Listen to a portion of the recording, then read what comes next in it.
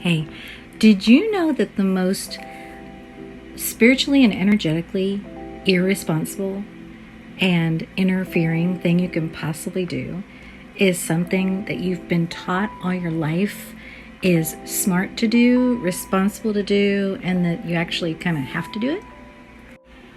Do you know what it is? It's worry. Yep, when you worry, that is the most interference that can come between you and your guidance. And the reason I use the word irresponsible is because, your mind is all about you being responsible. You're taught that worrying is so responsible.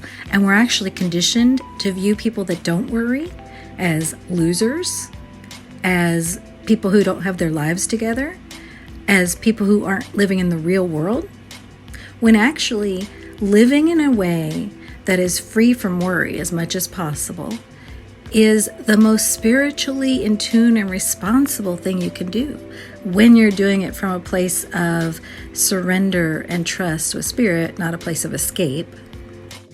And in addition to being spiritually no good, it's also emotionally, mentally, and physically bad. And one of the most frequently used pieces of guidance that the guides send through my readings is don't worry, surrender, release worry, release fear.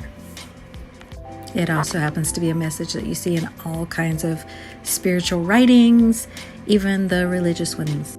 So one of the best things, most effective things you can do to improve your spiritual connection, your intuitive connection, your practice, is to work with moving away from worry.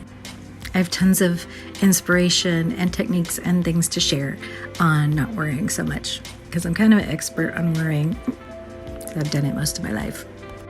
But first, you can just start with telling your mind, hey, you're not doing anything good here by worrying. You're not being responsible, even though you've been conditioned to think that it's so good. So let's start being spiritually responsible, more in tune by not worrying as much. You'll be doing a good thing.